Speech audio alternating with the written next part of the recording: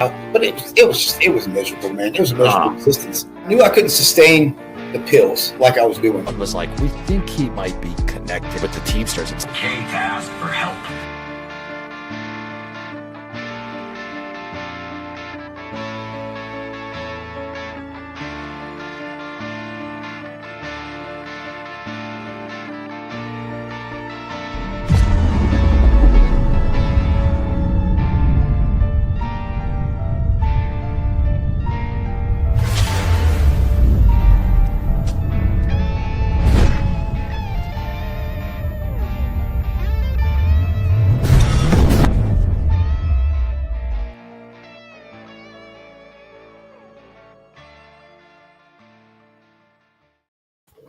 What is going on, everyone? Welcome to episode 4 live stream of Mind Over Madness. Thank you all for being here. Keith, how you doing, my man? Good, buddy. The birthday show. Happy birthday to Keith. Keith turns 55 today. Happy birthday, 22. brother. I'm 22 years old today. No, but I mean, happy 50th, man. For real. Happy 50th. And, 48. 48. So now, yeah. So you got, if you're 48, right? Yeah, you got exactly about four years on me. So I'm good, man. Why did I always think you were? I thought you were 46. Why did I think you were 46? I don't know. So whatever. I might have told you I was. I'm not a mather, bro. It took me a while to realize how old I was anyway. Well, it's your birthday, man, and you didn't have to do this today, man. Like, I don't know if your family was doing anything or whatever, you know. Dude, we stopped celebrating birthdays fucking decades ago.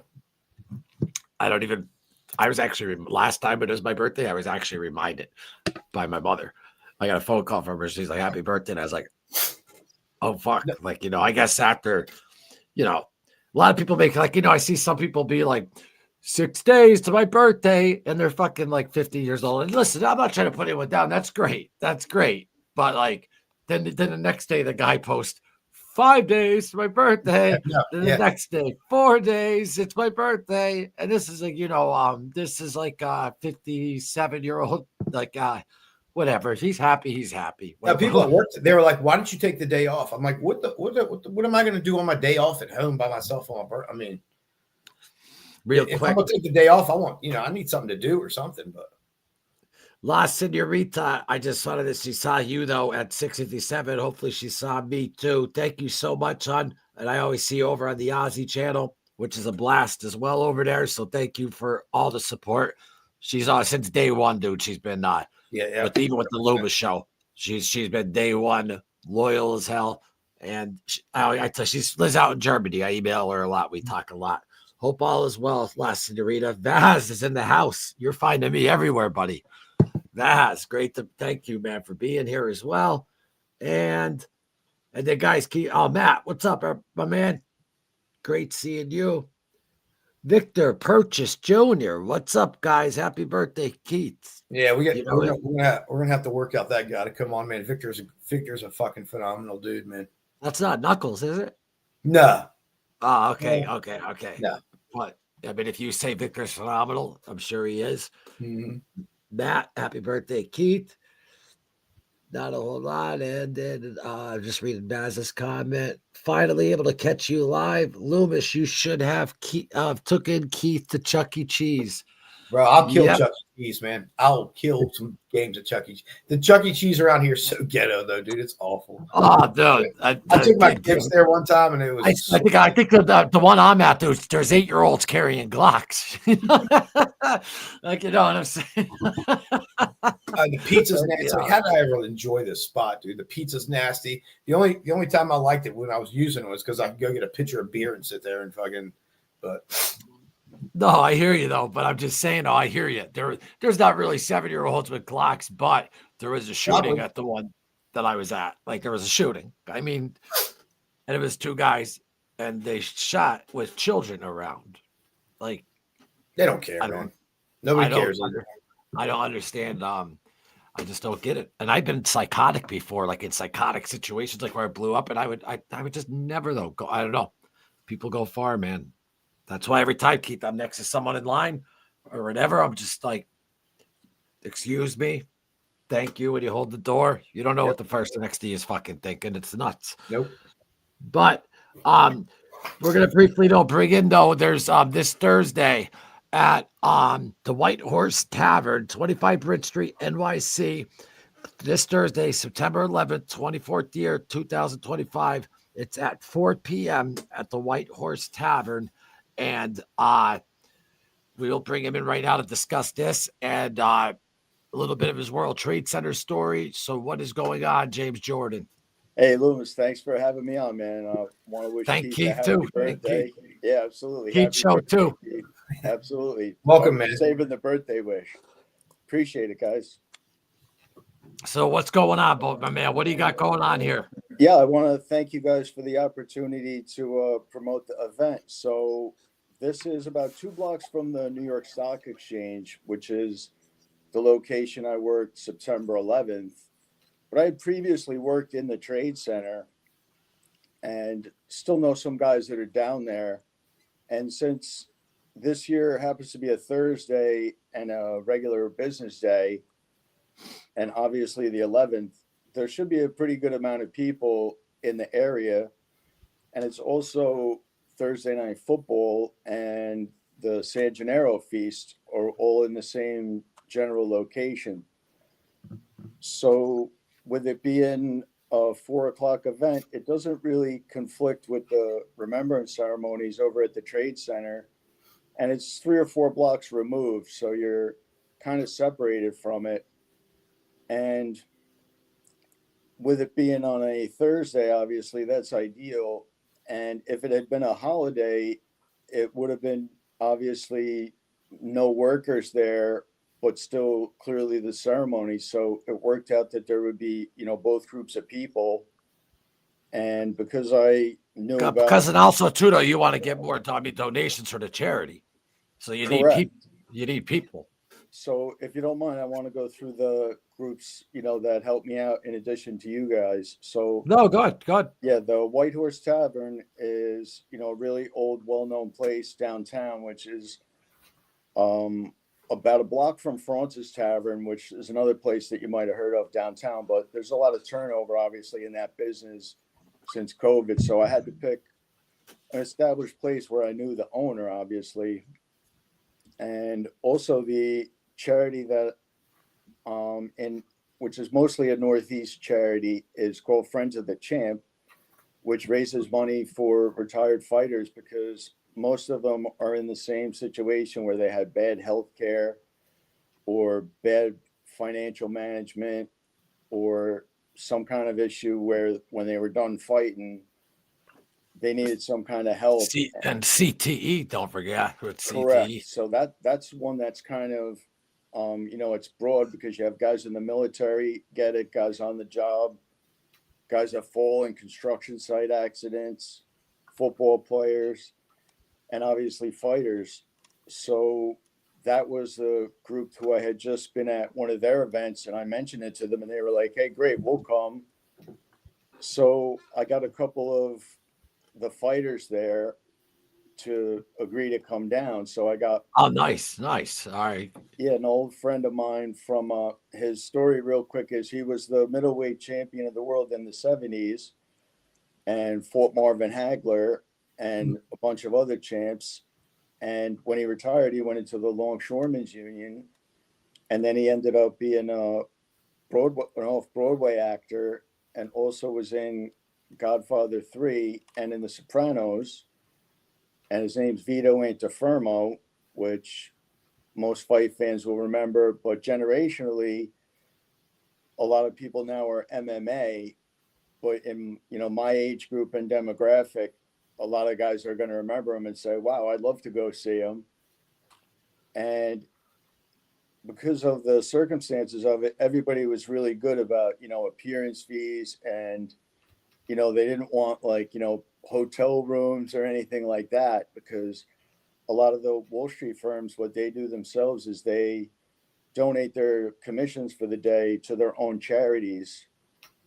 And because they're in, that downtown location, I was able to go around and talk to a couple of guys I knew.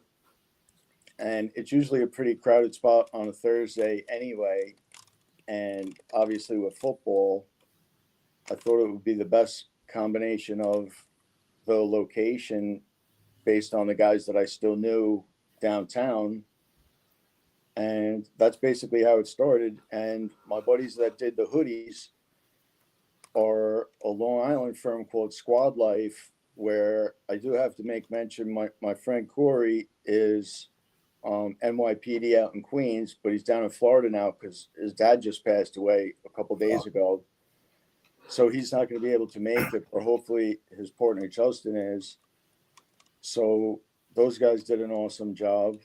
And then you guys, agreeing to let me come on and me following you guys since you started up together. And, knowing that some of the other projects Lumi was on were winding down a little bit, I was in the ideal place to capitalize on the fact that you're from DC and I'm from up here, and Lumi's in Pennsylvania where the Shanksville crash was. Yeah. And that's also right near where I went to college. So I went to St. Francis University out in Loretto, which is in Cambria now. And, already had been in Pennsylvania a lot. Oh, Christ, I apologize. Was I gone for a while? Yeah, you're good. You're fine. Yeah, but I had a guy unplug the Wi-Fi and put it back in. Keith, I was thinking about you at the bill, but that's an inside story. Go on. Sorry, guys. Go ahead. So, and then when people watch this back live, well, it doesn't matter. You kept it going. So yeah, we're good. Yeah. Gotcha. So by having, a lot of Western Pennsylvania experience, like I was out there when Barry Bonds was on the team. JJ was old school. I remember him. Thank you, man. So the Penguins had won the cup. And when I was a kid, it was the Steelers and the Cowboys. So that's, my era. And then coming back to New York after that, my first job ended up being at the World Trade Center. But that was around the time of lots of other, terrorist attacks like Black Hawk Down and the Bojinka plot to blow up the airliners and the bridge and tunnel bombing plot and all kinds of other mayhem like Ruby Ridge and Waco and the Oklahoma City bombing. That was all right around the same time. Yeah. And it also ended up working out that the attempt on Trump's life last July was also near where I went to college. That's Butler, PA. Correct, yeah. And knowing the Pittsburgh area well more recently from having Jet season tickets for 21 years and going out there for 4 different Jet Steelers games, I got friends out there, but if you don't have a guy's cell phone number, it's hard to reach them. And I only started Instagram to see how it worked. And I'm totally dependent on Loomis's technical skills. Me too. So, by having done so are a lot of people, believe me, so are a lot of people. But you know what? I love him. In-demand guy, no doubt. So now let me ask you something though, real quick though. Can we just go though to now like that day of the Trade Center when it was hit? Absolutely. So not to rush you, not to know. I just want to because I want to make sure I don't have to get off. I want you to be able to get everything out. So So I worked in the World Trade Center for 4 years after I started on the day of the truck bombing, and I went down to the New York Stock Exchange after the Yankees won the 1996 World Series. And I'd been there for about 5 years, and we had gone through, just to give everybody the time frame, it was the time of the .com bubble and Y2K, and everybody worried about planes falling out of the sky and the stock market crashing. And there ended up being another bombing plot where there was a plot to bomb Times Square at midnight on the Millennium and also to bomb LAX with somebody coming in from Canada, but they stopped them both. And that ended up being the same night that Vladimir Putin became president of Russia. And exactly 25 years later, there was 2 terrorist attacks the same night when they had the vehicle ramming in New Orleans on New Year's Eve. And the next day they had the Tesla truck bombing at Trump's hotel in Vegas. So, these all took place over a long time, and there's so much media access for people now and a lot more information. It's tough to come up with any pattern of these happening unless you started doing it a long time ago. But it is possible to really quick go back and brush up on the events and see what they have in common. And so what about 9/11 though? Like when that day, like when you were there? So that day I lived in Hoboken, New Jersey, which is right across the river. Right on across, the waterfront. Yeah. You would take the ferry. That's what I did. Yeah, I took the ferry unless it rained. So I took it over there and walked through the World Financial Center, the Winter Garden, where my brother worked in the World Financial Center, which is the two smaller buildings with the dome and the point. His was the one with the dome. So that's right on the other side of the West Side Highway. So I walked right past the Trade Center, and I had not only worked there, but a lot of our customers were in the building, and we had just gone up to Windows on the World the previous Thursday, and we talked to them all morning when we're setting up for the trading day, which starts at 9:30. So I get over to the trade center, to the stock exchange, and my brother called because he had just gotten back into town the night before, and I didn't see him because I was out watching the Giants Broncos Monday Night Football game in Hoboken. So I skipped not a scheduled meeting, but an opportunity to go, see one of the clients, and scooted past. And I just barely walked in the door, and my brother gets me on the phone. He says, a plane just hit the Trade Center. And excuse me, something people might not have heard of is on August 23rd of that year, there was a glider that got wrapped around the Statue of Liberty. And I thought it was a small plane because that does occasionally happen. So he said, no, it was a plane. I said, all right, well, you better get out of the building, because I knew that something that high would be a real tough fire to fight. And I also knew all about the elevators being centrally located and the way the steel was set up, because my father was a crane operator on the Trade Center when I was a kid, when I was born, and I had been going in it since I was like 7 years old. So I knew all about the building. And we usually in the morning, we either watch like Bloomberg News or ESPN until closer to 9:30. So I said, put on the regular news, and it was already on like by helicopter camera. And as soon as the second one hit, everybody started yelling. But I took off out of the building and went back down there because I told my brother to get out of the building, but I couldn't be sure that he did or not. But I had just come through there. So I went back there like everybody else. I just, stood there looking. But the two guys I ran back to the Trade Center with, one of them's dad was the head trader on the desk at Cantor Fitzgerald that had 658 people die. And we knew that he was up there and that he was already, above the zone where the strike had been. The other guy that came with me ended up quitting the trading floor and becoming FDNY, and later got hurt in a warehouse fire up in the Bronx, and he's on disability down in Florida. So we got separated there, but I was real good friends with the people that owned the restaurant on the corner. They were a Greek family that I met as a little kid, and the place was run by three brothers and their kids. And it was right next to the Burger King on the corner that you might recall from seeing the pictures, where they had the morgue set up, because that's basically what that whole area of the street ended up being. So I was trying to get to there, and we were on the West Side Highway, and we got split up. And as soon as I got like a block away, I said, uh-oh, and turned around. But I had just come through the World Financial Center, and I knew exactly where I was going to go. And I cut across everybody, and the collapse, cloud had gotten to the water before me, but I knew it was low tide. So I just jumped in the water. Damn.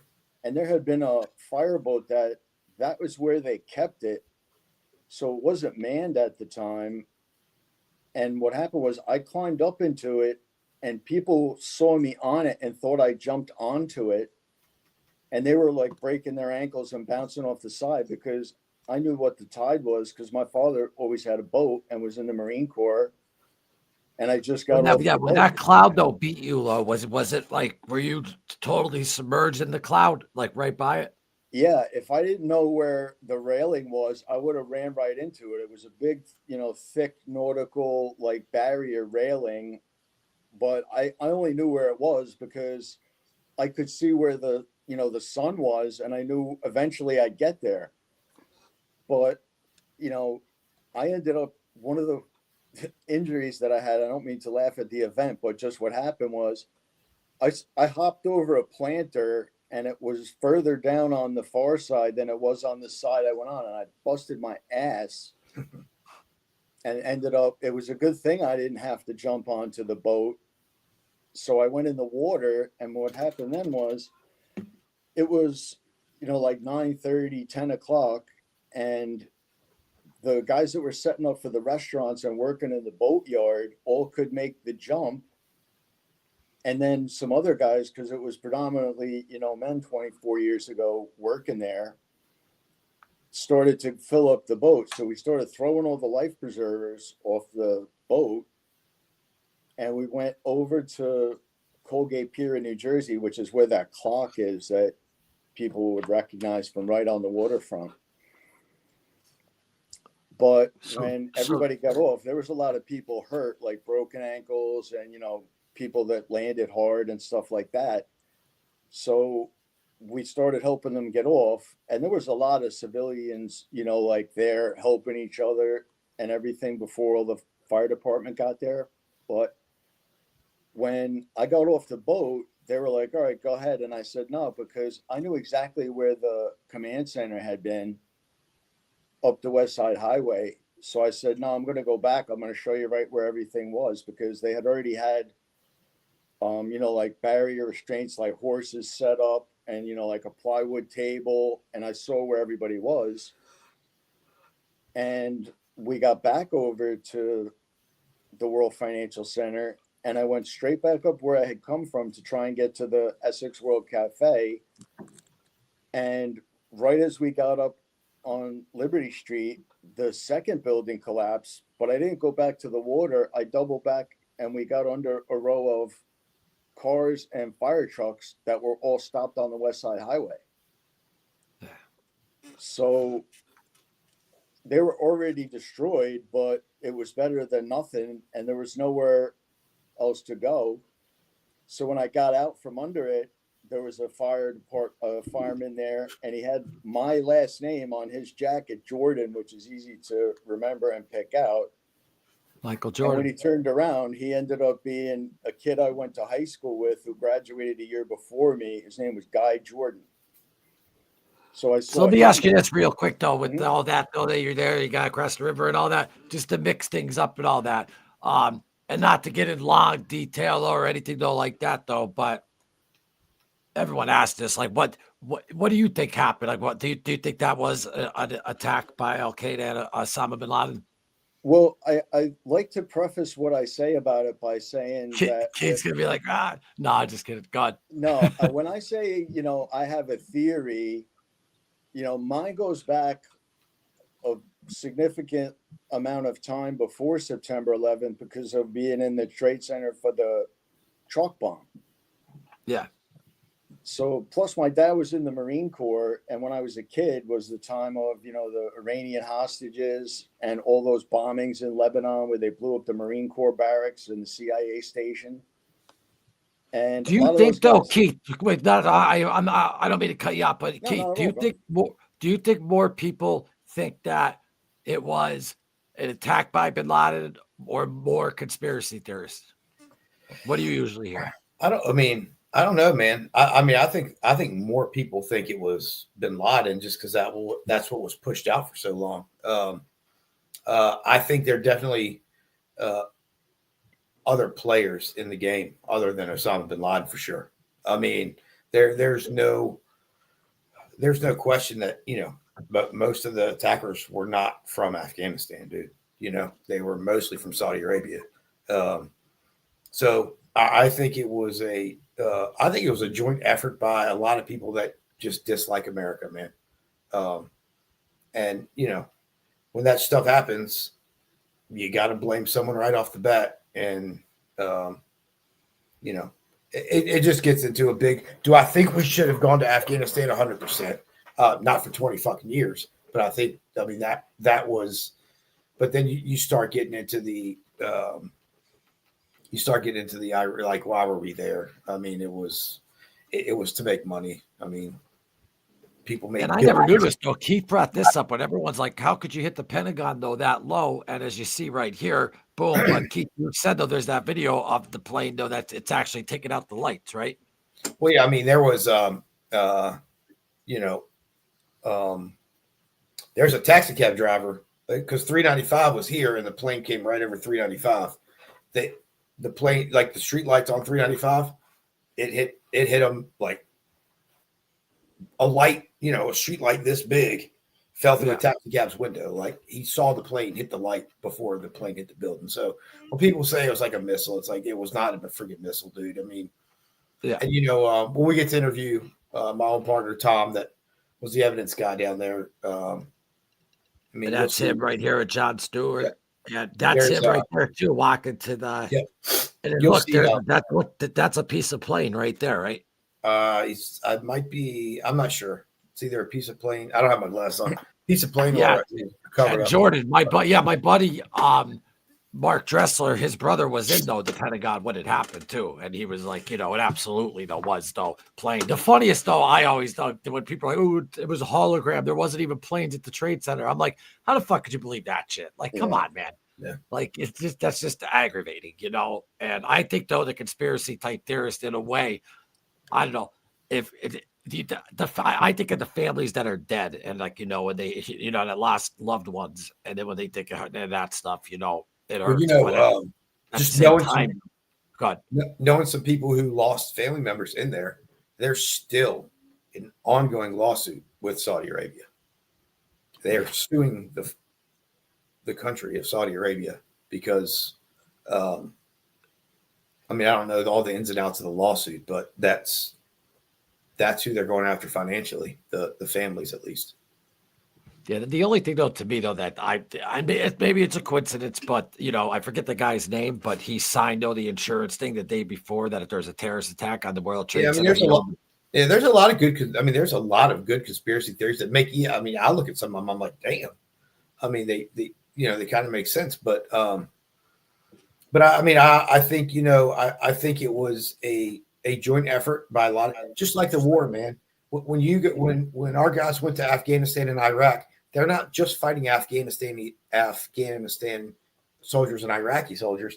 They're fighting Middle Eastern soldiers from fucking 10 different countries, man. So was Osama bin Laden in charge of Al-Qaeda in Afghanistan? Yeah. Is that where they mostly trained? Yeah. But was everybody from Afghanistan? Fuck no. They were from all over the place. They were all people that just dislike this country enough that they were down to do that stuff. So then you're. I agree with you 100%. But so then you don't think that there was any American interruption with that at all? I don't think so, man. I think some of the stuff coming out now. I think no. I think other countries definitely knew it was going to happen. I think information was passed to the U.S. and I don't know what happened in the community. So like we were talking about ego earlier, right? Yeah. So, dude, CIA and FBI were not communicating back then. FBI and a lot of the local places, they were. But that's just like why? Like ego could ruin the country. Well, you see, you know what I mean? Like, and that's why the whole Joint Terrorism Task Force, kind of really like they had a JTTF before 9/11, but after 9/11, it got so big with, a local police officer from every police department in the area. Like my squad, we had FBI agents, we had Secret Service, we had U.S. Marshals, we had state police, it's for information sharing, man, because they didn't want that to happen again. Because if if this agency had this part, this agency had this part, and they weren't communicating, they weren't putting the puzzle together. And if they had all been communicating back then and they could have put the puzzle together, they might have been able to, they might have. Well, yeah. And why weren't they communicating? It's just all, you get that stuff. There's just a lot of stuff that actually naturally though makes you think. Jordan, so this event though, that's at the White Horse Tavern though. What was I going to say? The hoodies though, man, look incredible. By the way, so that's at 4 p.m. That's Thursday, and how far is? I know you said it, but I mean, how far would the White Horse Tavern be from the site, like the Trade Center site? About 4 blocks. Oh, that's not that. No, in New York. Yeah, it's pretty much just outside where the traffic would be. But there's that's white, and that's 20. Not to cut you off, but that's 25 Bridge Street, NYC in Manhattan, correct? Correct. Yeah, Loomis, send me that, and I'll be happy to put it up on the Instagram page and everything too. Yeah, and then Linda told me to. Yeah, we're gonna throw it up too on Linda's page. There's a lot of New Yorkers though too on her page. Yeah, and she's got a real lot of followers though and stuff like that. Yeah, no, that's a good. So they come down there, they can donate, they can buy sweatshirts, all that kind of good stuff.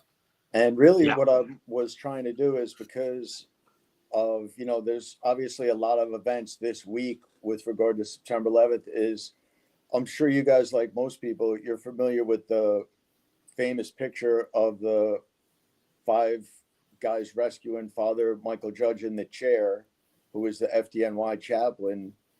I know that picture. That's basically that's the most famous picture of September 11th. And the interesting thing about that is there was 4 firefighters in the picture and 1 civilian. And the guy's name is John McGuire. And me and him went to Catholic school together in the 70s in Orange County, New York, which is up by West Point. Yeah, I know Orange County. I used to date a broad up there. Yeah, Orange County. Yeah, up. So the Orange County chopper guys were a friend there. Yeah. And he was on the other side of the building. He worked for Goldman Sachs at the time, and he was a really accomplished guy. He went to West Point and worked on the desk at Goldman. And then after that, I think he went back overseas. So I hadn't seen him since then because I ended up going to public high school, not Catholic. But there's lots of guys that are from my area because basically it was like the movie Copland. It was all Irish and Italian guys who That's a great movie. Could finally afford to move a little bit out of the city because they were either cops or firemen or construction workers. Because what is it? Is this have to do though with the event or what? Well, or that's the reason that I brought that up was for the first reason, but also on the 7th, 2 days ago, was the remembrance walk that they have every year for Father Judge, and he spent a lot of time in New Jersey before he went to St. Francis of Assisi right there on 31st Street. So we walked from St. Francis down to St. Peter's, which is the oldest Roman Catholic church in Manhattan. And it's always a really good event. It was pouring rain, but that didn't make any difference. So I had done that a couple of times, but not since like the lockdown when a lot of everybody's, normal way of doing things was interrupted. But I had been in lots of these groups because if I knew a guy from high school, obviously I went to his charity. Guy from the Trade Center, guy who was in Iraq, guy who was in Afghanistan. And I ended up with like a dozen people that are either fairly high profile cases that somebody may have heard of, or it's somebody they certainly should hear of. And it will give the other people that might want to tell the story of somebody who's not here to tell their own the opportunity to do that. But by looking back 24, 25 years, because there's about 7,000 September 11th orphans, and the FDNY has lost more guys to diseases than September 11th. Yeah, it's true. From cleanup, right? There's obviously a total problem with PTSD and substance abuse domestic violence, arrests, all kinds of mayhem after that, because the guys who had been called on to do the job that day had to keep actually doing it every day. They couldn't just all not go back to work. So there was a big gap in getting mental health care down there because everybody was doing the actual job. Yep. So that ended up being a lot of office workers that drank, construction workers, cops, firemen, people from downtown, anybody around there, because you could live in Idaho, but if your uncle worked in the trade center, that still affects you. Mm-hmm. And you would have to be about 30 years old to even remember September 11th. And there's generational PTSD. And all of the kids who are 18, like my son, just went through 4 years of a lockdown. And now they all have to pay back their college loans they weren't paying since the lockdown. And nobody is going to hire a kid with $100,000 loans for a degree in French poetry when he could have just read the books. Yeah. So let me ask you this: so the charity? What does the charity, like? People come down, they get some food, they buy a sweatshirt, they donate. Explain what they walk into. What does the charity go to? Like what? Right. So the way the breakdown is that for a $50 donation, they get the hoodie, but that goes mostly for the event and the donation. So they get a percentage of the money the bar makes on the event. And then if somebody wants to pay $100, they go up to what's called the bridge room, where we're going to have the guys from Friends of the Champ, who were a couple of world champions. It was Vito Antifermo and Aran Barkley, who was also a middleweight champion. And that's his charity. So by knowing, these guys' agents, and I used to go to the fights, when I was a kid with my father in Bay Ridge and the Bronx, and then was a big fight fan. So what do they get though when they go upstairs though? They get to either get like a signed picture of them or take videos or hang out. But is it like a VIP thing though? Is it like a VIP? Because that's a separate event. So what is that? $50 for the hoodie, and what is it for upstairs? It's $50 for the hoodie if you want to donate and get the hoodie, and then you just hang out downstairs. Yeah. And then the upstairs is the event room. And that's where you get to hang out with the fighters and take some videos and where the food is. And have a buffet and all that, right? So, correct. So what's the total for all of it? If you want to do the VIP, it's only $100, but you get the hoodie and the food. And then that's Manhattan too. That's cheap. I think it's pretty good because the last boxing event I had gone to, it was $200. Just for the event. No, dude, that's not bad. Yeah, exactly. With a lot of the companies donating their commissions and it being a Thursday on Wall Street, guys are expecting to spend $100-$200 on a Thursday night on Wall Street anyway, I would hope. Yeah, so let me ask you.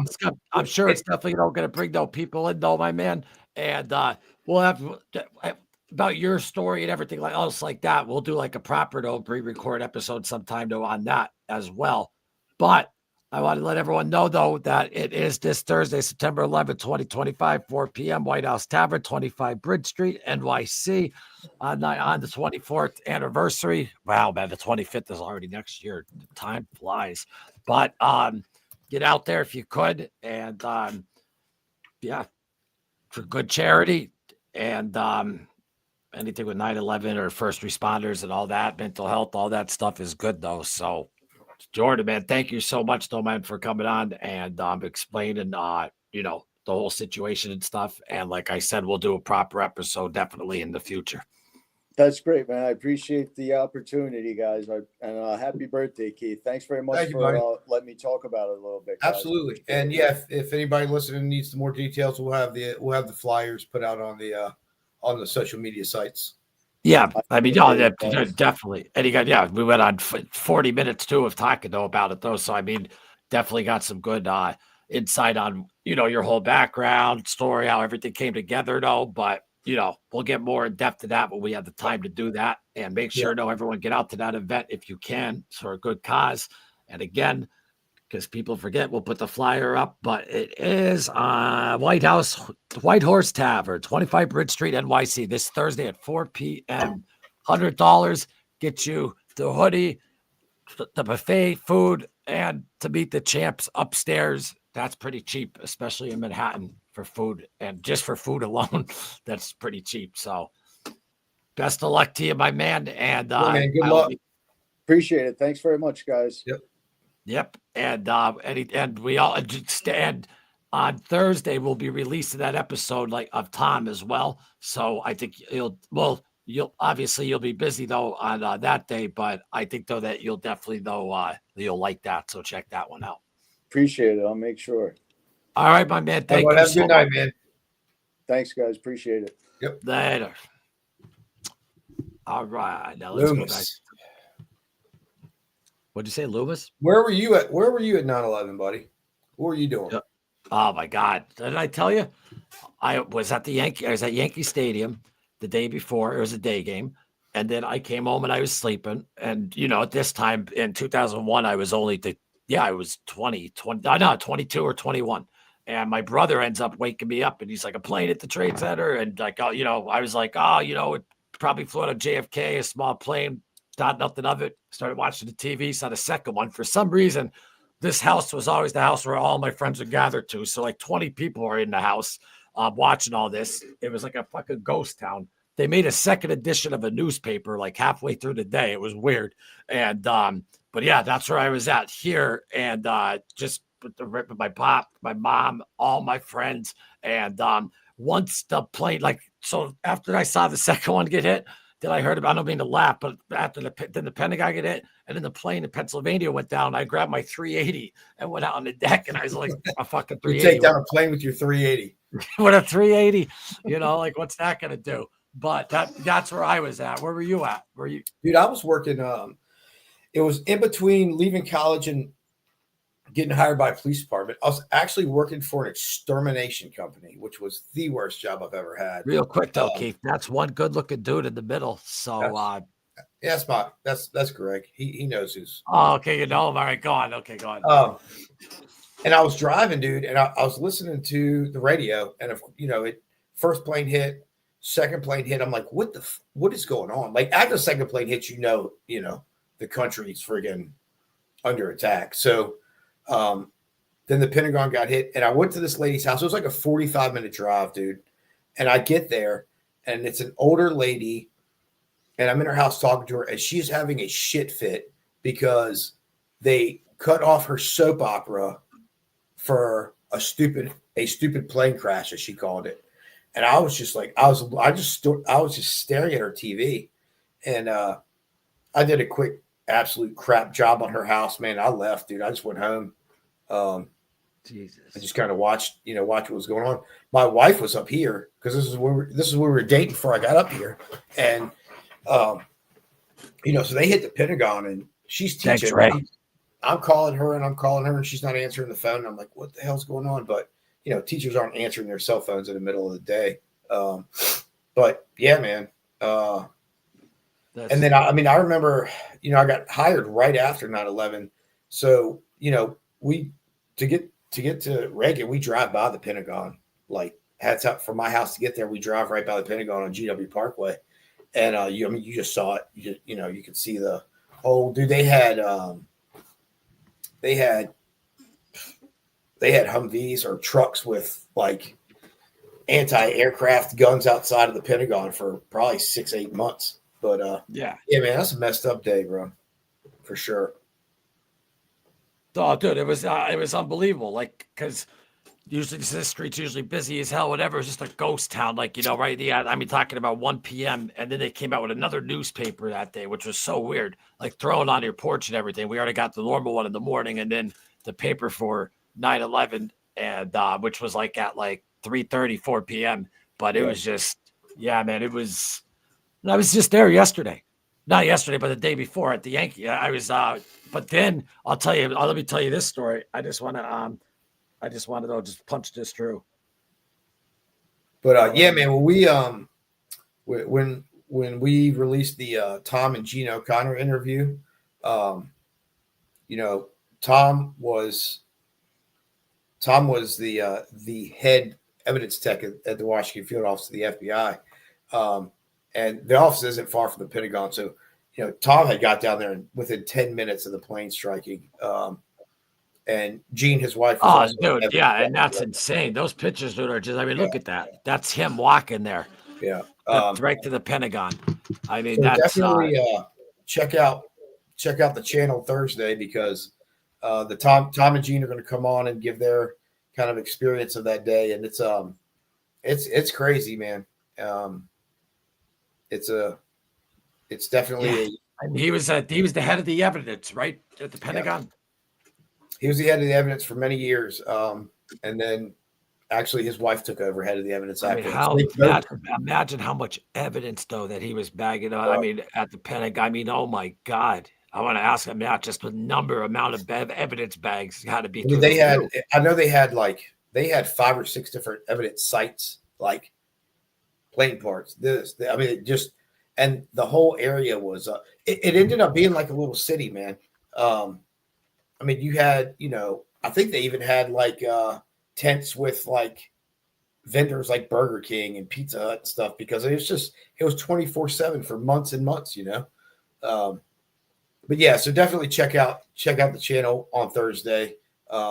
That's going to be an amazing story that I don't even know if Tom's ever told it online before. I know Tom and Gene teach a million great classes.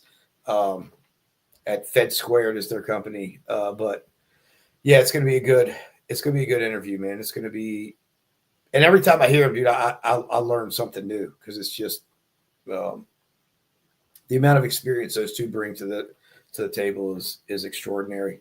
Oh, dude, yeah. And I'm just interested to ask him, how they both, though, the FBI and all that. And then they both, though, were on. I didn't put that picture, though, but they were both on that scene. Was she helping with the evidence too? Yeah.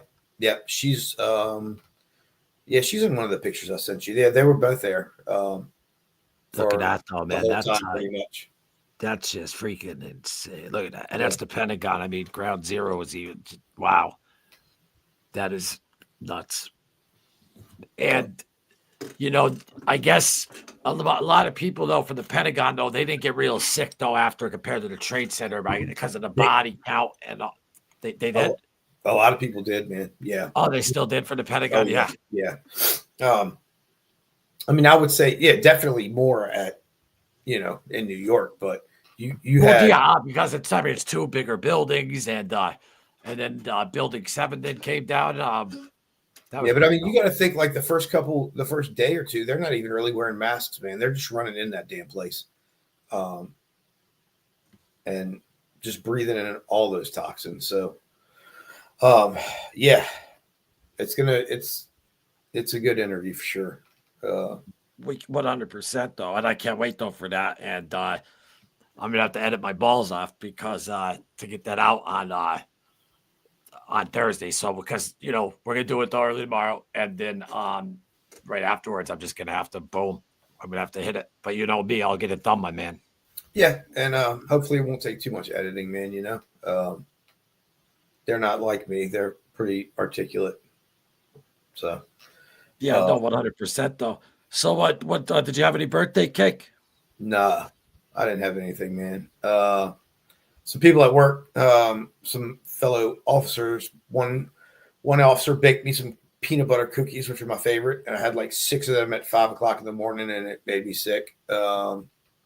Nothing like 5 peanut butter cookies and a Red Bull for breakfast, bro. You know what I mean? Then a couple cigarettes just to wash it down. But no, I mean, I think me and the wife are gonna go out, probably either Thursday or Friday night. Hey, how about you fuck faces in the fucking comment section? Fucking say something. But go on. Yeah. Fuck faces. Start a fight. Start a fight with us or something. But for real though. I wanted to tell you something, though, because I was telling you the Trade Center story, and then there was something, though, that slipped my mind. Fuck. It was good, too. It was. You gotta write shit down, man. I do. It happens to me all the time. Do you ever? Okay, I noticed it for my addiction. Now, I have photographic memory, meaning when I'm with someone at a certain time, for example, when I was with Larry 2 weeks ago, I could think of the day and I know what he was wearing. When I was with whoever a year ago, I know what they're wearing. I could think back at the, but my short term is dead. How is yours? I'm pretty retarded all the way around, man. No, I know, I hear you, but I mean, like, do you ever, you lose your keys a lot and all that shit? Not really. Well, then you're better than me then. I was working right across the river that day, seeing both planes hit. Damn, Matt. That's just. Did you see the one though, man, where the guy's just sitting there and he it's just like a guy sitting there like this, and then you see the plane just come out of nowhere and hit the fucking building. It's fucking terrible. It's like, holy Christ! Like there was a camera on him, and I don't know what he was doing. It looked like he was I don't know what he was doing, but you just saw it. Boom. The second one though hit. That first one though, the real only video footage is the firemen when they're trying to fix they're looking for a gas leak. You ever see that? Yeah. So all of a sudden the guy goes like this, and he looks up and he goes like that, and then you just see the fucking fireball just go in there. Yeah. I mean, Jesus, man. And that's a terrorist attack too. That people just think not that people just think, but they say, okay, over 2,000 people didn't know. I mean, like Jordan was just saying before, with the people are getting sick over, and not even, and just all the people who are fucked up from losing people. It's just, you know what I mean? Like people who are still alive, they're like shell shocked, like dead in a way. You know what I'm saying? Yeah. From what they witnessed, from what they see. And even like the firefighters that had to watch all those people jump and stuff, man. I mean, oh my God. The PTSD of that. And that's an 01, dude. So, that's, back to like art, that's kind of when I started along. You don't talk about it, that you didn't talk about it then. If you talked about it then, you were labeled. So, it did cause a lot of alcoholism. It caused a lot of suicides. It caused a lot of that stuff, man. So, I think that's why it's important we talk about that stuff, dude. Normalize men talking about that kind of stuff that they see that bothers them. I mean, that's like, what you got to do. And Jordan just brought something up too about like how, like you said back in those days, like, with the mental health though, that they couldn't really though. They still had to go. And keep doing like, and that's what we talk about a lot.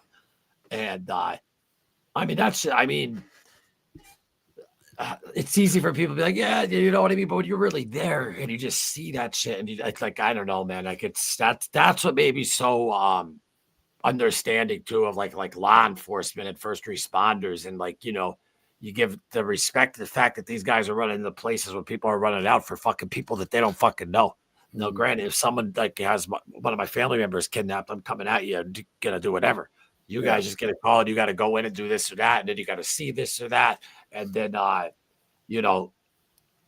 two horrific events, the Navy Yard and the Olympic plane crash and the partials you're getting and stuff, like that's a fucking lot, So next time when people don't fucking should look at someone in law enforcement, if you want to be a gangster and act tough and be, whatever, you should really look at them and be like, man, that man is way more of a man than fucking and seen way more than you have, I guaranteed. Maybe not more of like a man. I'm saying he has seen some shit, so fucking respect him. And it's crazy. It's crazy because if I think about the plane helicopter crash, dude, that's a fraction of what the 9/11 guys saw. You know what I mean? Definitely a fraction of it. So, and I just want to real quick. No problem, though, Jordan. Thank you, for coming on and explaining it all. And I got to clean this freaking touch screen. But again, though, there it is on Thursday, September 11th, 4 p.m., White Horse Tavern, 25 Bridge Street. And we'll throw that up as well the next day and a half as well, buddy. Thanks, for coming on, my man. But Keith, what was I going to say to you? Everything like, you know what? I've been reading this, though. Did you read Kevin's book? Yeah. Yep. Yeah. Like, and just like, how it's trying to help out like with the PTSD. And I never, when I was growing up, it was just like, okay, you see a cop, yeah, whatever. Fucking like, I guess it took me to be older or whatever. We get wise when we're older, but like, I try to now like put myself in like everyone's shoes, no matter who it is, a cop, a street guy, a gangster, Major League Baseball player, anyone who's going through shit. And like when you try to, there's no putting yourself in their shoes compared to what they've seen, because it's horrific. Yeah. And this book is real good though. Man, you are crazy. For first responders, and with that bit, it even says in the back, Detective Chris Anderson, Kevin Donaldson are changing the narrative of mental health within law enforcement community. It's not one of those books that's just like macho, look what I did, blah, blah, blah. No, it's a book that's actually trying to save lives. And same thing that Keith does, doing and stuff like that, man. And, you're going to be doing some podcasts, and then you have any, what is it called, set up, speaking engagements or anything like that? Yeah, the next couple months is busy. I talk at the FBI National Academy in October. I talk at a regional peer support group with the regional police departments and fire departments, I think in a week. That my work. The worst thing about me is, man, I don't use a calendar, and I try to remember shit, and I always, it always doesn't work out. And then we got a post-critical incident retreat for 3 days in October, and then I'm going to go up to Connecticut and do the Ian Blick show. With up there, that'll be fun too. We'll be rolling though with you, maybe possibly, right? Oh yeah, definitely. That'd be great though, man. Definitely great. And yeah, that's awesome, though, man. And Mind Over Madness, man. We just started though, man, but we're gonna have, we put that little video of like Rampage out tomorrow. I'll put it up to the shirt. Keith, get some more, blow some shit up. That's all we got to do. Blow some shit up, and we just throw shit up, and then people end up fucking subscribing when they see some shit get blown up or something shot. I'll go try to go blow some stuff up tomorrow. But man, I tell you what, like this stuff, it like coming out and talking about it, it works, man. And it does. Sometimes you try to help people with their substance abuse, which is really hard to do. And that a lot of times it's not going to work the first time. But it gets a little frustrating when you're trying to help somebody and it doesn't work. You know what I mean? It just gets like, am I doing this wrong or whatever? But no, you're not though. You can't blame yourself. I used to have that problem at first I asked my buddy Olin, I'm like, someone that I was supposed to sponsor or look after, like they used, and I put the blame on me, but you can't do that, man. It's not on you. It can only lead to work the water. But I know it still affects you though. I got a call from somebody that I wouldn't expect to call me. I've known him for years. And it wasn't a substance abuse issue, but it was another issue. And he called me back yesterday, man, and he took recommendations. And I don't think I realized it was as bad as it was. But he called me yesterday, man, and he was like, I took all your recommendations. I'm doing good. I just want to let you know he goes, I was very close, and that discussion possibly saved my life. And that's like, oh shit. You know what I mean? So it just reminds me how important it is to come out and talk about this kind of stuff, because the people you don't think are listening. And like I told him, man, I said, I didn't do anything, dude. I said, it took big brass donkey balls to pick up the phone and call me. You did it by picking up the phone and calling somebody. You know what I mean? Because we never used to do that stuff. So I was like, you got to pretty much congratulate yourself for making it, because it's a hard phone call, man. I had to make that phone call too. But I want to tell people this though, that they think it's like an embarrassment to go into rehab. What's an embarrassment is to stay out on the streets ripping and running. Yeah, dude, making that first step. Okay, a year chip, 2 years clean. I think the most important, and you should be the most proud of yourself thing, is just getting yourself in there. It's just like the gym. If you're going to think about it all the time, once you go in the gym, you're going to end up picking up some weights. Yeah. You go into that rehab. Like your situation, how many rehabs you had to make that decision. It was hard for me to make that decision one time, but you know what I mean? For the people that do it again, it's like, I mean, you can't really explain it unless you've had to make that decision yourself. But it was weird with me, like, because I would go like once, like maybe every 3 years or whatever. But then in 2021, when I really lost my mind, I went to 5 treatment centers and 2 detoxes, and it was just 1 year, and it was the detox though that the last detox that got me clean because I really wanted it. You know what I'm saying? I really wanted it, and it doesn't matter what rehab you go into. I went to this. I used to go to rehabs that had fucking horses, tennis courts, fucking Batman caves where I could do podcasts and shit. Don't ask. But anyway, then I go to the fucking one that's basically like a jail. And the people from jail that were there were even saying this is worse than jail. But that's the one that got me. Why? Because I wanted it. You know what I mean? You see all these commercials, like Passions, Malibu, treatments. Like, first off, motherfucker, you don't deserve though to be getting fucking. You're just shooting. You're coming out the street shooting puddle water to shoot dope, and you're gonna go to a place with a flaming yawn and whatever. No, man, you got to start over and fucking humble. You got to humble yourself. And if you go to a place like that, where the fuck is the humbling? The humbling is I think the most important part of getting sober, and the gratitude. But like in the law enforcement, like Victor just wrote, I highly recommend post-critical incident seminar with VA Elite. So that's the 3-day thing VA Elite puts on for anybody involved in a critical incident. And I'll tell you this, man, there's been every 3 days, every time we get a group, it's usually like 25, 30 people. You always have your handful of people that don't want to be there, that their departments pretty much voluntold them they had to go.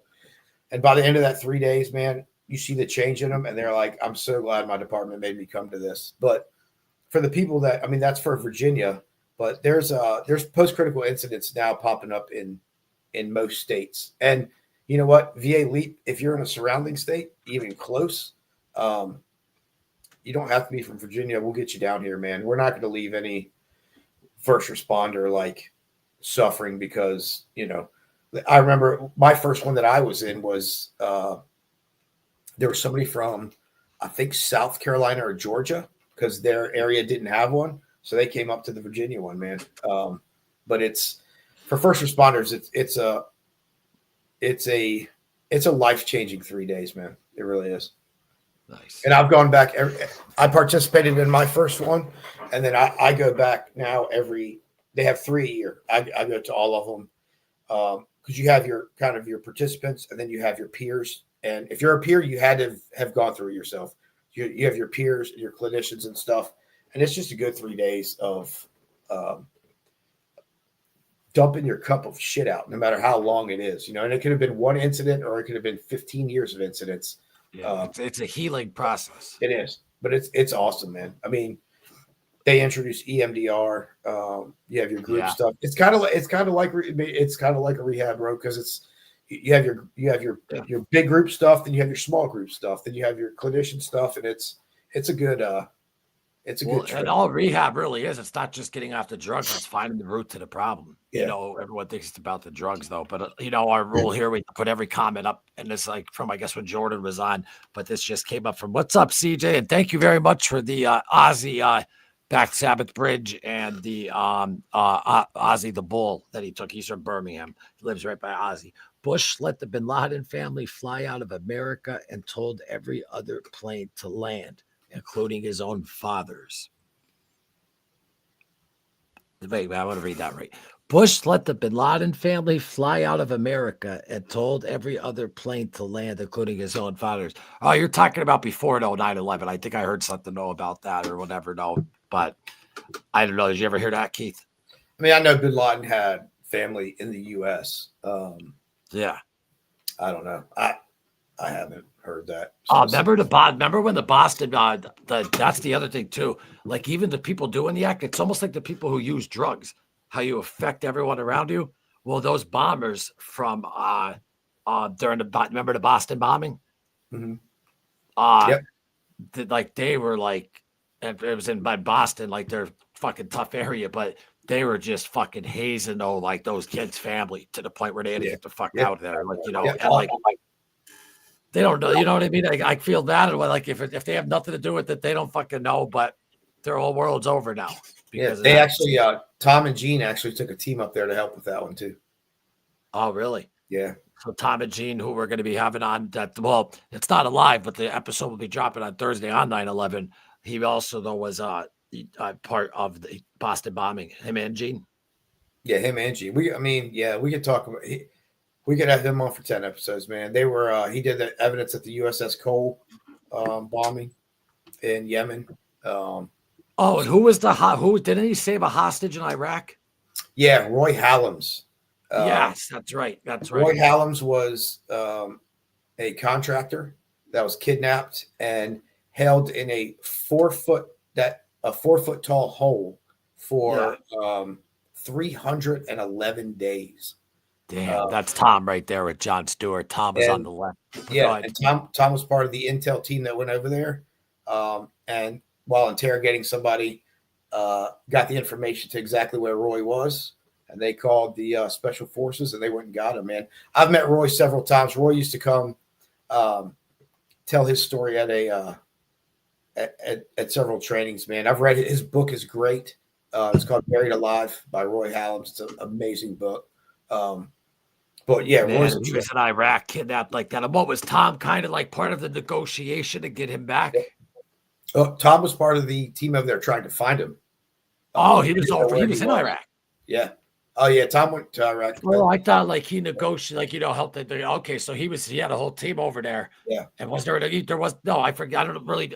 There was no negotiation. They just went and found him, right? Well, they they were military would scoop up people and bring them back for interviews and stuff. And yeah, he was part of the intel team that got the guy to give up where Roy was being held, and it's 300 and how many days? Was it 300? 311, bro. In Iraq, and not knowing like what's gonna happen. It's like, that's just about it. It's almost a year. Just in Iraq. The anniversary of that day was a couple days ago. Tom put on his social media stuff, but Roy's a trip, man. If you think you've had a bad year, read Roy's book. Yeah, that's a bad year. I'm definitely gonna check that out though. Yeah. And this actually, I did read this, and this is true. And this happens a lot, though, with people with attacks. And Keith, maybe you could, well, you're not CIA, but on the Boston bombings, the Russian government informed the American intelligence. This is true, too. Agencies about them, too, and told the CIA and FBI to keep an eye on them. Both agencies ignored them. That happened, too, on like 2 other, though, cases, too. Like, does that happen because they get so many tips on people on that? I don't know, man. So I know that the older brother of the Boston bombings, I know that there was a tip to the FBI. But this is the thing, man. He had committed no crimes before that. You know what I'm saying? Like, if you're investigating, if somebody says Loomis is going to blow up this building tomorrow, and I start looking at you, and I, follow you around or whatever, and I do trash pulls, and I look at this and that, and do this warrant and that warrant, and I don't find anything, I can't just keep investigating you forever. You know what I mean? If there's no actual evidence that you're going to do it, which I don't think these guys had, man. I think they looked at them for a little bit and kind of shut it down. Did they look hard enough? I don't know, because I wasn't there. But how would the Russian government though inform him though? Well, they were though, weren't they Russian? I have no idea about the Russian part of that. I don't think that they are American though. Like they live in America, but I mean, I think though they might have been from Russia or some place like that though. But I heard cases like that. But here's the thing though, Keith. Think about people, and I get what you're saying. You can't just constantly be, investigate. But think of everyone though who. I know a lot of people who murdered someone, and that was their first charge. Yeah, that's what I'm saying. So there's that too. So it's like you got to really walk a slippery slope, because if you over push on someone and they're really not going to do something, they could fuck you over and sue to the part, do whatever the fuck. Like you can't, especially nowadays. Yeah, I mean, if someone hears in a bar or a party, Keith said, fuck the IRS. He'd love to blow it up. And then that tip comes out, and it's just, I've never done anything before. I mean, you can only look at me for so long. You've got to, when you do the initial investigation. So like when you do that initial investigation, if you don't find anything, you have to shut it down. I mean, you can't keep an investigation open on somebody forever and keep following, first you don't have the manpower. And second of all, like the legality of it is like, if you don't find anything on them in an investigation, then, you can't just keep an open case forever with no evidence of anything other than, and I don't know how good the intelligence was. If the intelligence was really good and they didn't look at it enough, then they dropped the ball. But yeah, it is a slippery slope, bro. Yeah, he goes, no, yeah, they were Chechens. The Russians gave it to the American on a plate. Ignored FBI, told Bush about 9/11, and he said, exact quote, you covered your asses, you can now leave. CJ's like a huge, researcher and stuff, like legit journalist. And, yeah, I mean, a lot of crazy shit, though, man, went down and makes you fucking think and wonder, though. But, like, Keith, so, for example, if Keith is told, hey, Loomis, I think he might do this or that. Okay, Keith surveils me, follows me around for whatever. You don't see me buying no 8Ks. You just see me doing my normal daily thing, like, doing nothing. Mm-hmm. How long can you stay on? Like, you can't just raid them with that. You can, if you're told, okay, but you have to have, like, especially to get a warrant and to go in there, you have to unequivocally know that there's definitely going to be evidence in there. Mm-hmm. So that's what makes it though tricky. Yeah, it is, man. And it's like, it is. And it's, I mean, I can't imagine the people that, looked into them and then didn't find anything. And then this happens. Like, that's got to psychologically fuck with you too. But I mean, it's not a perfect system, No, absolutely not. It's definitely not. Not even close. No, God, no. The world today is it's a fucking circus. I mean, could you imagine if like we were able to just off a tip, like kick in your door and search it would, this place. No, you can't do that though. From a tip though. You can't though. Oh, the way Bush Jr. was a good friend of Carlos Marcello Jr. They both did a lot of deals together, and the family they sold it to was the Bin Ladens. Believe it. I believe that. Yep. Bush Sr. got Marcello out of prison in '89. Yep, I know that. I heard about that, CJ. And this, I love Keith, your insight on this. Yes, like when Jordan was on talking about 9/11 and all that type of stuff. Yes, absolutely. Like you said, we had to go to Afghanistan. Mm-hmm. Do you think that we had to really go to Iraq? Or do you think that it was more Bush Jr. like trying to finish his father's war? I think it was two things. I think it was Saddam threatened to kill his dad, and he was president, so he's going to go do what I would do if you threatened to kill my dad. I'd come fuck you up too. But and it was money, dude. Vice president was the vice president of all those companies that did all the bases, all the food, everything that was sold there, billions of dollars worth of stuff. And look what taking out Osama bin Laden did, man. It weakened. As cruel as that son of a bitch was, he kept a lid on that area of the Middle East, man. You know what I mean? Oh. I mean, Saddam. Yeah, how about I was just going to tell you, there's a lot of Americans that are saying that getting rid of him ruined the Middle East. It did, because it started the ISIS stuff. Yeah. Us over there started ISIS. We started it. We started ISIS. But getting rid of him was not I know, CJ, I got it. Go ahead, Keith. Yeah, getting rid of him was not a good idea, man. He kept a lid on a lot of that Middle Eastern stuff. I mean, he's cruel. He was killing thousands of people that didn't agree with him all the time. But this could go back though to how we're like, I can't survey Loomis without finding anything. Well, you're going to war because there's weapons of mass destruction, and then there never was any. Yep. And there's a lot of veterans, dude, I see on Sean Ryan that are pissed off about that and bitch about that. You can't find me a veteran that thinks that Iraq was a good idea. Yeah. I haven't met one. I haven't heard one. And what I just thought the weirdest thing was it kind of felt like it was right after 9/11. Then boom, we're in Iraq. Yeah. And it was. And we were over. Didn't we captured Saddam before we killed Bin Laden? Yeah, because long time before. Because Bin Laden though was not Bin Laden. What's his name was president? Obama.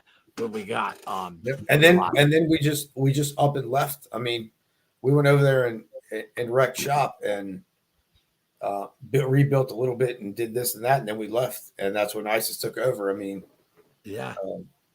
I think I just, in my personal opinion, talking about presidents here, not talking about agencies or anything, personal opinion is I think it was more personal. And because think about it, Bush Sr.'s president, then who's the president after him? Clinton, right? So Clinton's president, we have no wars. After Clinton's president, who's president? Junior. All of a sudden, no, I know you know it's rhetorical. Junior's president. All of a sudden, 9/11 happens, and yeah, we go over Afghanistan. Then boom, like that should have just been target, get Bin Laden, whatever. Fuck Saddam. Like what the fucking weapons of mass? I just think it was we should not have been over there at all. I don't mean to say like we because I'm not a vet, and it's no disrespect to vets, so I shouldn't say we. But I'm saying like as Americans, like our troops, who I'm very thankful for, were over there. And how many were killed for nothing? Like, and how many, and then not to mention by getting rid of Saddam, that says it all right there. They got him way before Bin Laden. Like they should have just went to Afghani and got that motherfucker and boom.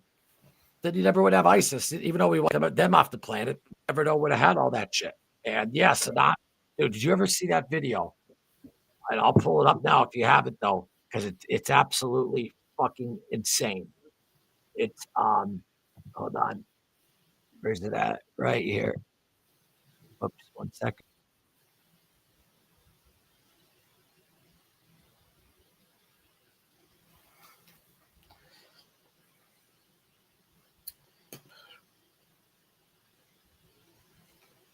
American Empire. Yeah, dude, America, we're going to get hit. We're going to get hit soon, I think. Next couple of years, for sure. A lot of people here that we have no idea who they are. And it's not going to be pretty.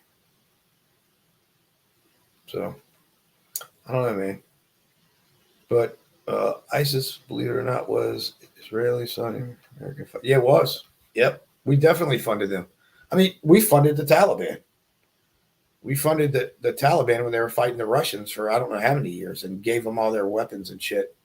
And then we left them a couple $1 billion when we left there. We left them a bunch of good American equipment to use at a later date, I guess. I don't know. But, yeah, man, that stuff's messy. I don't know. If you could go back and do it again, would they? I have no idea. But I think we stayed in both places way too long, for sure. But yeah, there's a lot of good points you're bringing up, bro. I'm sorry, Keith. I'm a fucking idiot. No, it's good, dude. You just leave me hanging, whatever. No, well, dude, this is your show now, too. You could pop out by yourself. This isn't the Loomis show anymore, buddy. This is the Keith and Loom show. So, but this right here, which is crazy. Oh, no, wait, that I just hit the video file. Sorry, 1 second. And, but this is fucking insane, dude. Hold on. This is just 1 second. On. I put a tether on Loomis. Oh, yeah. Yep. Ready?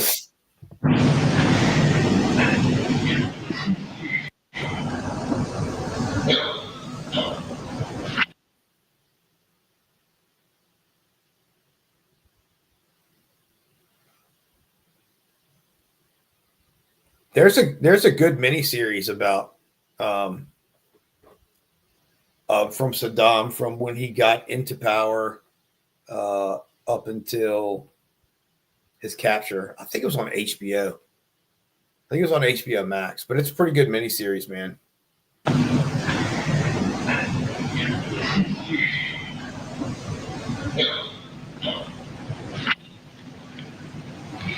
اللي راح اقرا اسمه يقوم يردد الشعار ويلحق ربع. طاهر Hamid Abdul Latif. Yeah, this is right when he became president.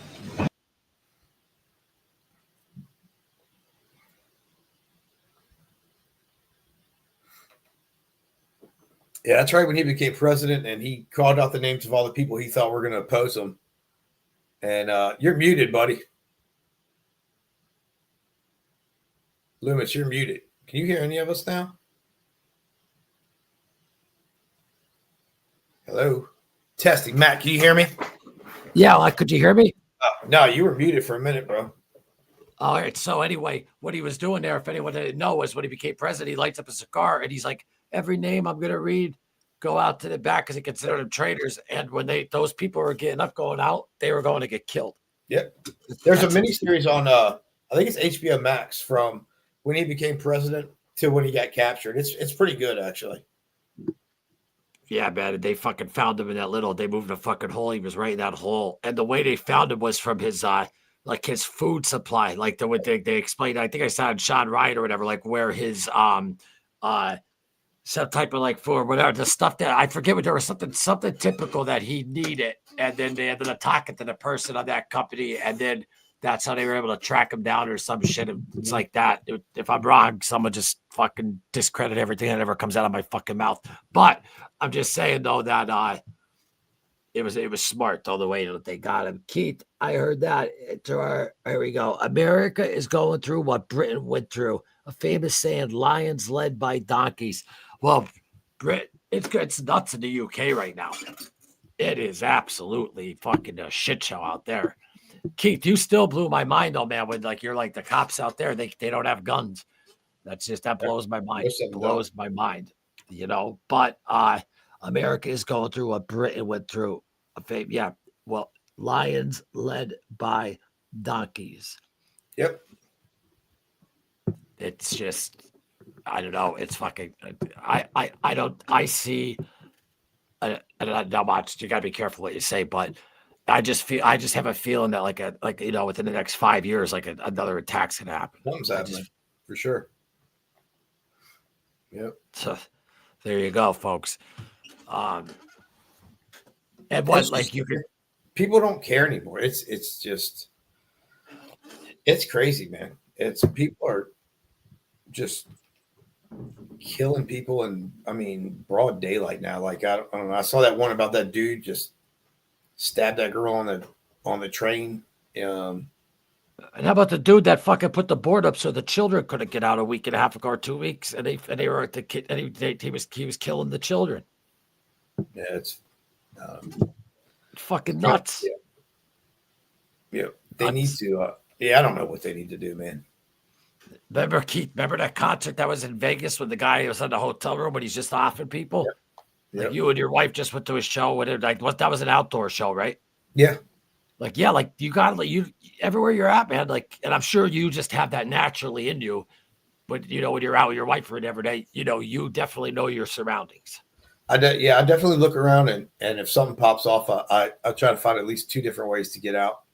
Like, right, like when you so basically like when where you're gonna, let's say, watch the show, you always are like in your mind, you're like, all right, so I know how to get out this way. That's what goes on in your mind.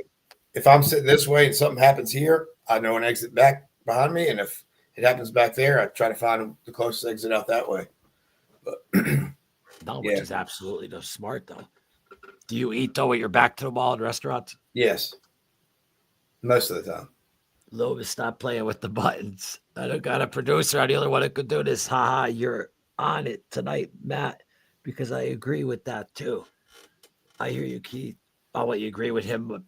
How about this? Vaz goes, you're on it. Like he's sharper than a buck knife because he agrees with Loomis hitting buttons. That was genius. No, I'm just fucking with you, though. But yeah, man. I mean, I don't know, man. It's what the hell can I do? Like, what could we whatever's gonna happen is gonna fucking happen. But I think the people though that are in charge, and like I always tell you, orange alert or 9/11 or this or that. But I mean, Keith, you also can't. That costs a lot of money. You can't stay on that alert constantly, right? No, you can't. Nope. That's you can't. I mean, and those most of those alerts on those like the anniversaries and holidays and stuff like that. it's to make the public feel safe, man. You know, yeah. If it's like, so that take the Oklahoma, I mean, if someone's gonna, put a bunch of bombs in a car and drive it to, let's say, the airport or whatever, unless you got someone within that inner circle that kind of snitches them out or whatever, it's gonna be hard to stop. I don't know. Yeah. No, Scary, without dude. a doubt. Well, how about Linda's brother, Greg? Greg Jr., he did, I believe, 35 years. But when he was in there, an inmate was talking about the Oklahoma City bombing, and he ended up, though, mentioning it, which obviously that does not make him a fucking cooperator or rapper or whatever. That's a patriot who's trying to stop a fucking terrorist attack, and they ignored him, and then it happened. And I didn't know that. That's crazy. Oh, yeah. No, that's true. And that's just crazy. And but then it did end up happening. But he was in prison though with someone, I guess, who knew McVeigh or something like that, and that it was going down. And they told him, and he is a gangster, an Italian gangster, made guy, Greg Scarpa Jr.'s son. But at the same time, I mean, just because they're gangsters, it doesn't mean that they don't love their country. They don't want terrorists around. You know what I mean? Yeah. How about the cops actually went to John Gotti during the Son of Sam and asked him if they if Gotti could find the Son of Sam, that they'll back off him for a bit. Really? Yeah. The government used the mafia for a couple things. Oh my God. No, I'm just talking about little shit like that. The CIA, Russell dealt with them. Yeah. So did Giancana. Giancana actually had him bug a room with his girl and some other comedian. Like he had them doing favors for him because he did a favor for them. And then with the whole thing with Castro and them, like, oh yeah, big time. Yeah. Marcello, all those guys, like they were in with Buffalito, all of them were in with CIA, without a doubt. What's your timeline now, man, for your project? Oh yeah, no. Well, after this week, because after I went out with Larry and then got Linda and got her in on for the trailer, now it's going in on editing, and I would say definitely October. Cool, man. I cannot wait. I cannot. Probably like the end of October. The latest though would be like first week of November, I would think. But no, I mean we have everything. Like we have more than enough, and like not to mention this thing snowballed, man, into like a freaking because we had the Buffalitos, that's fantastic. But the next thing you know, the Colombo and then Joe Colombo's house for the Italian American Civil Rights League, then Larry Rolla, Linda Scarpa. What do you call it? The owners of the Vesuvio restaurant, the Chiandras, who are involved with Russell, they're involved. The Scaliettes, fucking. We just have a lot of fucking people that Angela Pisano as well. That I wasn't expecting to get. And what's so great about it is that there's a good, say, 20 to 23. I think it's 23 minutes a segment on the Italian American Civil Rights League. And which we actually might make a half hour because it's so big, because Russell's the one that got all of that merchandise and all that type of stuff. And I have everything on it here. And also we went to Joe Colombo's house and got him talking all about the Italian Chris talking about the Italian American Civil Rights League. And we're in Joe Colombo's house, who started the Italian American Civil Rights League. Right on his front porch is the huge Italian American Civil Rights League pin. I usually have one though, like right fucking right here. And what was I going to say? But it's huge, and it's like right on his house and stuff. So just Joe Colombo's house itself is a character in this, and the history of it and all the stuff that we got in there. Frank Sinatra gave him the pool table, and the Italian American Civil Rights League song. It just, wait till you see this fucking trailer, dude, with the music, and I can't say nothing, but I could say though that of course there's a part of the Italian because Joe was there too in 1971, but there's a part of the league in the trailer, but that's all that I'm going to say though about it. And then I can't wait. First of all, I can't wait for it to come out, and I also can't wait to talk to like Larry and Linda on here. Oh, well, Larry's next Sunday. And then get Linda on though within like the next like 2 weeks at least or so, as long as because she's in the middle with something with her family and with her book and all that type of stuff. And it was pretty cool though, dude. I actually got to do the cover though. For not like I got to fix up the cover of her book because she didn't like it, and I put some different designs on it and thought that it would look more whatever. And then the book company approved it, so I was like, That's nice. Cool. Yeah, Matt's right, dude. We need a watch party, bro. A watch party for what? A watch party for your project before it comes out. We need a private watch party, dude. Oh, you mean on here? Shit. Yeah, but when that trailer though comes out, man, that trailer is coming out on. Yeah, it'll be on YouTube and stuff though, like that though. But it's also going to be on streaming networks and stuff though too. But yeah, no, without a doubt. Like what you're saying, do a live and play the trailer. No, I'm saying like before the whole thing comes out, we need to like get to Loomis. We need to watch it somewhere as a group, like the night before it comes out or something. I'll drive up there for a fucking watch party, bro. Watch that shit. Oh, well, dude, it's going to be, dude. And I'm sorry, it's going to be at the Kirby Center, which is the downtown, like a little red carpety thing for that. And it's going to be fucking, oh my God. It's going to better have a seat. Yeah, well, no, dude. Come on, dude. I'm the one that's in charge of the thing. I'm in charge of this project. And, well, Joe Buffalino too, but he's like, Loomis, you're in charge. And James, the director and stuff. But yeah, get you a fucking seat. You fucking kidding me? You know, that's the one good thing about being in charge of things. You're allowed to do what you want, you know? Yeah. You know, so yeah, no, without a doubt, man, without a doubt. And that's, I just think that's just a documentary that when people are just going to see that, they're definitely going to click and fucking watch that because, oh yeah, they're so used to Gotti every year. Gotti, it's different. And, it's like the whole mob history almost in a way tied into the duality of what these men did, the good that they did as well, and tied in with huge events like the Italian American Civil Rights League with Joe Colombo got assassinated. Well, he went to a coma, but all of that, to Hoffa, it's going to be fucking great. That's going to be a lot bigger than you think, buddy. That's awesome, man. I'm happy for you. Yeah, you know, we didn't go to like, we got a collateral deal. Like, so this is like, me and James, and it's like we built this from like the ground up. It wasn't like, you know, something was like done, so let's put something to it. Like we built this from the ground up and didn't even get any investors. We you know, the little bit of money that we needed for so far for the shoots that we're doing and the pay, the cinematographer guy I was telling you about from the Ring. My point being is that it's a collateral deal. They believe in the project so much that they're like, well, we'll do everything, because they just think that when it goes out that it's going to be a success. Oh yeah, it's going to be huge. And there's already people, Larry's already telling me, dude, you could call this fucking guy, call Nicholas Pileggi. I have Pileggi's number.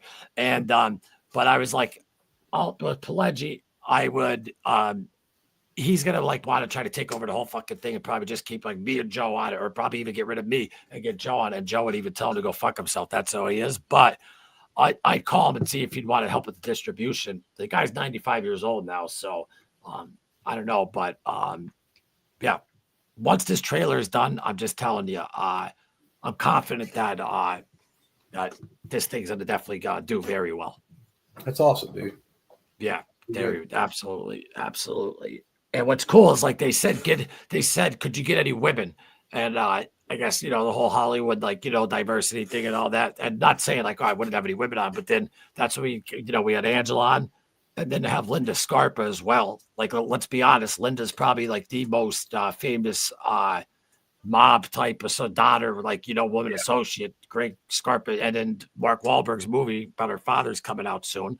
Yep. And what she went through her life is just crazy, but she's such a sweetheart of a girl, man. Me, her, and Larry had a great dinner last Thursday. Awesome. And yeah, it was great though. But no, yeah, Larry will be next Sunday, and then we'll have him. That episode will air during the week, and then also stay tuned, folks, for shorts, videos, 9/11 video. Also, let's just say one more time, because we're coming up on, and oh wow, it's only an hour and a half. Usually when this happens, like 2 hours, but it's Keith's birthday. I'll let him know, get with his family. But just a little reminder.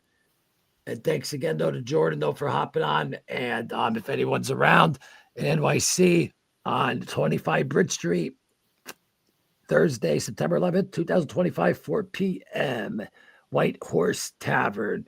Try to get over there and We'll also post that on our social medias and comments, and the link if anyone wants who can't make it, if they want to donate.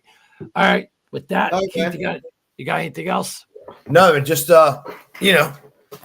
check out the page on Thursday. It's gonna be a heck of an interview with Tom and Gene O'Connor about their experiences. Yeah, it really is though. So, And I mean, this guy's been boots on the ground. I mean, as you can see right there, Jesus, and especially, I mean, with 9/11 coming up and stuff like that too. I mean, well, even if 9/11 wasn't coming up, I would be interested in asking to know about that though. I mean, it's just like they didn't just work there. Like, even though they're both retired now, they're all into the 9/11.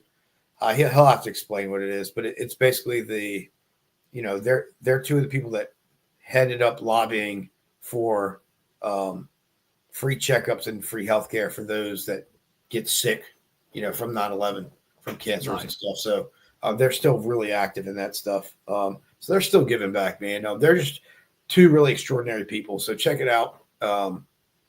Should be on Thursday. What I'll do is with editing and everything like that, I'll share the time tomorrow. But as well, what else did I just want to say? I think that's it. I thought I had something else to say, but White Horse Tavern. Don't forget this Thursday, 4 p.m.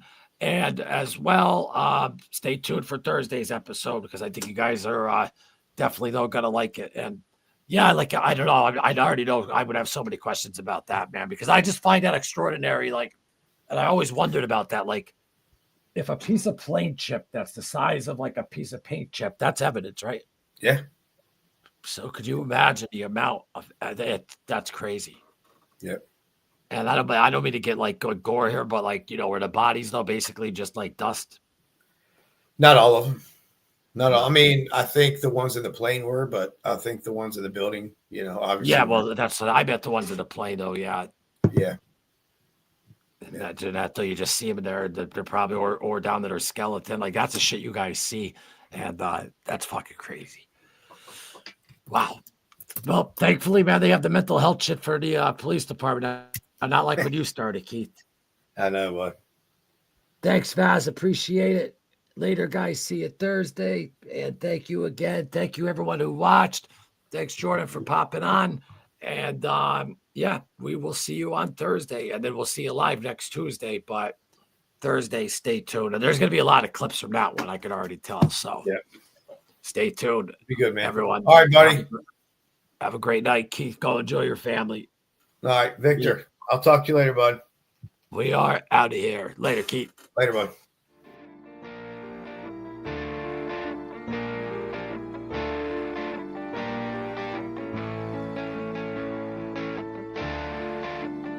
But it was miserable, man. It was a miserable existence. I knew I couldn't sustain the pills like I was doing. It was like, we think he might be connected with the Teamsters. Kate asked for help.